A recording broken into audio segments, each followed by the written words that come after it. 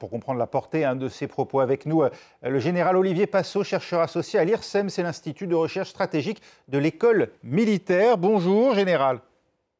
Bonsoir, monsieur. Cette attaque, on l'a vu hier, attaque de l'Iran massive, mais limitée dans sa durée et limitée aussi dans son bilan. Comme en avril dernier, finalement, la réplique israélienne sera-t-elle à nouveau proportionnée comme elle l'était en avril dernier, d'après vous? Alors, vous dites qu'elle est limitée. On n'a certainement pas l'intégralité du bilan de ces frappes. Pour les zones urbanisées, manifestement, il n'y a pas eu de victimes ou une seule, comme vous l'avez mentionné. Il est probable que ces tirs ont fait des dégâts sur des bases militaires, notamment celle du Sud. La base de Nevatim, qui abrite des F-35, a été visée. Les Iraniens revendiquent des dégâts importants sur ces bases. Ça sera toujours difficile de le dire. En avril dernier, on n'avait pas eu d'image à disposition pour savoir quelle était l'ampleur des dégâts. Donc là, si on parle de la riposte, il est évident que ça va dépendre de deux facteurs. Ça va dépendre de l'évaluation effective des dégâts qui ont été effectués, et puis du dialogue avec les États-Unis. Vous allez peut-être me poser la question sur le sujet.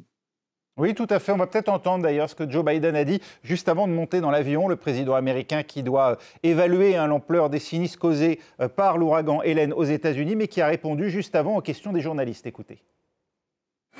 Soutiendriez-vous une attaque contre les sites nucléaires iraniens? La réponse est non.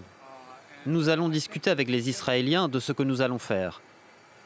Mais nous, membres du G7, sommes tous d'accord sur le fait que les Israéliens ont le droit de riposter, mais de manière proportionnée. Riposter de manière proportionnée, non pas, on l'a bien compris, et de manière très claire, sur les sites nucléaires iraniens. Général Olivier Passot, s'agit-il là d'un veto insurmontable pour les Israéliens? Depuis le 7 octobre, enfin la riposte ou la campagne israélienne sur tous les fronts, on ne peut pas dire qu'elle se soit véritablement accommodée de lignes rouges, de contraintes américaines. Là, effectivement, bombarder, sans prendre au programme nucléaire iranien, ça serait une étape très importante. Mais il y a tellement d'étapes importantes qui ont été franchies depuis le début des opérations que je ne le pense pas.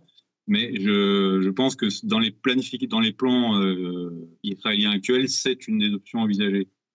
S'en prendre au programme nucléaire iranien, n'est-ce pas précisément ce que cherchent les Israéliens depuis maintenant plusieurs années? Ils l'ont fait savoir, en tout cas, la menace que représente ce programme à leurs yeux et pour l'existence même d'Israël. Le fait, comme vous l'avez dit, que certains des missiles tirés hier aient pu atteindre leur cible, comme en Cisjordanie, ou sur des bases aériennes, est-ce que cela donne un motif à Israël, une raison pour frapper le programme nucléaire iranien?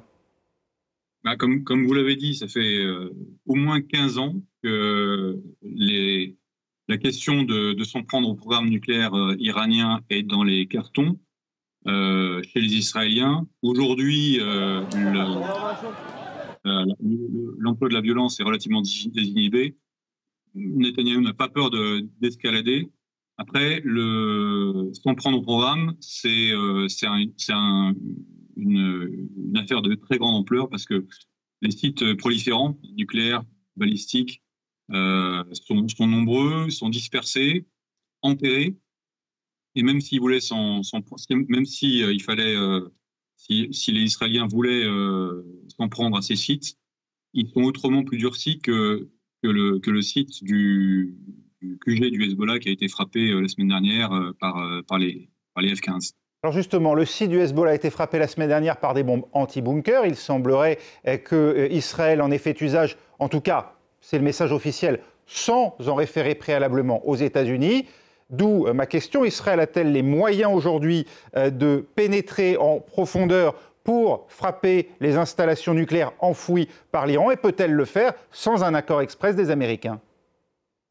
En fait, pour mener à une telle opération, il pourrait le faire de manière ponctuelle, mais ça ne servira pratiquement à rien parce que le programme, comme je vous dis, il est très dispersé, il est très enfoui et très durci. Pour faire une espèce on va dire des frappes ponctuelles, ça ils peuvent le faire sans l'appui américain. Mais s'ils veulent vraiment faire mal au programme, il faut de multiples raids des avions israéliens, des F-15 ou des F-35. sur 2000 km, donc ça suppose beaucoup de ravitaillement. Ils n'ont pas tellement de ravitailleurs. Et ça suppose beaucoup de bombes anti-bunker. Ils n'en ont pas beaucoup. Donc, à la fois pour le ravitaillement, pour l'anti-bunker et sans doute pour le renseignement, il faudra un appui américain. Cet appui, les États-Unis, il faut croire d'une certaine manière sur parole Joe Biden. Les Américains, eux, n'ont pas intérêt à voir le programme iranien aujourd'hui entamé ou voire même annihilé par Israël. Oui, enfin, ça serait vraiment une surenchère très importante qui provoquerait des réactions en chaîne, certainement l'usage de missiles balistiques par les Iraniens. Et ils ont des milliers de missiles balistiques qui pourraient en faire usage sur tout un tas de cibles. Les forces américaines pourraient être ciblées non seulement dans le Moyen-Orient, mais ailleurs. Donc ce serait... on comprend qu'Israël peuvent saisir l'occasion de cette opération dont ils rêvent depuis 15 ans, mais ça serait vraiment, c'est un grand pas que les Américains n'ont absolument pas envie qu'ils franchissent. À l'inverse, ne pas agir aujourd'hui, n'est-ce pas se condamner à voir émerger, comme on l'a vu avec la Corée du Nord, un Iran doté de l'arme nucléaire et à terme des moyens aussi de sa projection à travers le balistique et la miniaturisation. C'est toute la question et c'est pour ça qu'aujourd'hui, l'approche relativement désinhibée en termes d'emploi de la force, Gaza, Liban, Yémen, etc., Syrie, maintenant Iran, effectivement, Israël pourrait saisir l'opportunité. Merci Général Olivier Passot d'avoir été avec nous, chercheur associé à l'IRSEM, l'Institut de recherche stratégique de l'École militaire.